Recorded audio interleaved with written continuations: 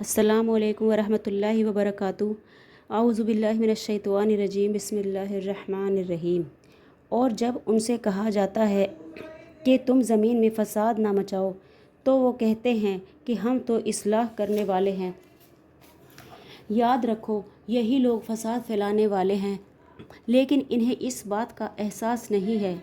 और जब इनसे कहा जाता है कि तुम भी उसी तरह ईमान ले आओ जैसे दूसरे लोग ईमान लाए हैं, तो वो कहते हैं कि क्या हम भी उसी तरह ईमान लाएं जैसे वो बेवकूफ़ लोग ईमान लाए हैं। खूब अच्छी तरह सुन लो कि यही लोग बेवकूफ़ हैं, लेकिन वो ये बात नहीं जानते। और जब ये लोग उन लोगों से मिलते हैं जो ईमान ला चुके हैं तो कहते हैं कि हम ईमान ले आए। और जब ये अपने शैतानों के पास तन्हाई में जाते हैं तो कहते हैं कि हम तुम्हारे साथ हैं, हम तो मजाक कर रहे थे।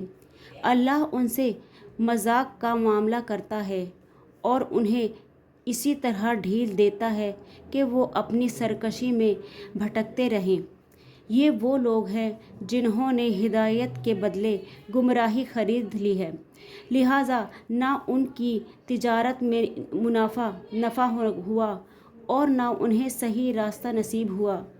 उनकी मिसाल उस शख्स की सी है जिसने एक आग रोशन की, फिर जब उस आग ने उसके माहौल को रोशन कर दिया तो अल्लाह ने उसका नूर साफ कर लिया और उन्हें आंधियों में छोड़ दिया कि उन्हें कुछ सुझाई नहीं देता। वो बहरे हैं, गूंगे हैं, अंधे हैं, चुनाचे अब वो वापस नहीं आएंगे।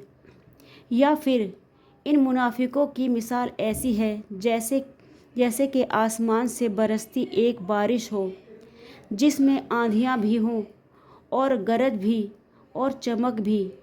वो कड़कों की आवाज़ पर मौत के खौफ से अपनी उंगलियां अपने कानों में दे लेते हैं और अल्लाह ने काफिरों को घेरे में ले रखा है। ऐसे लगता है कि बिजली उनकी आँखों को उचक ले जाएगी। जब भी बिजली उनके लिए रोशनी कर देती है वो उस रोशनी में चल पड़ते हैं, और जब वो उन पर अंधेरा कर देती है तो खड़े रह जाते हैं। और अगर अल्लाह चाहता तो उनके सुनने और देखने की हर चीज़ पर कुदरत रखता है। ए लोगो, अपने उस परवरदिगार की इबादत करो जिसने तुम्हें और उन लोगों को पैदा किया जो तुमसे पहले गुजरे हैं, ताकि तुम मुत्तकी हो जाओ। वो परवरदिगार जिसने तुम्हारे लिए ज़मीन को बिछौना बनाया और आसमान को छत और आसमान से पानी बरसाया, फिर उसके ज़रिए तुम्हारे रिज़्क़ के तौर पर फल निकाले।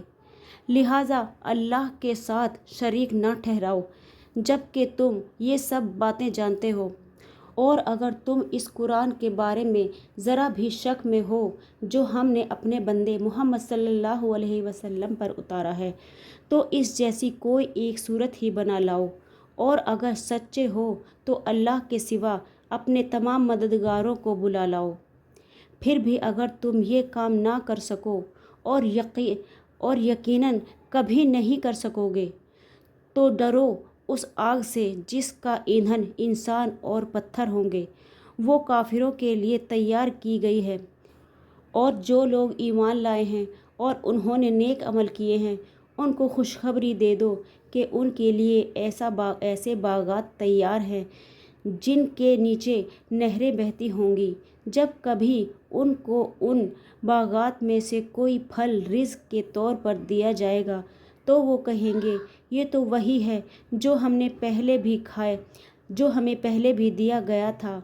और उन्हें वो रिज़्क़ ऐसा ही दिया जाएगा जो देखने में मिलता जुलता होगा, और उनके लिए वहाँ पाकीज़ा बीवियाँ होंगी और वो उन बागात में हमेशा हमेशा रहेंगे।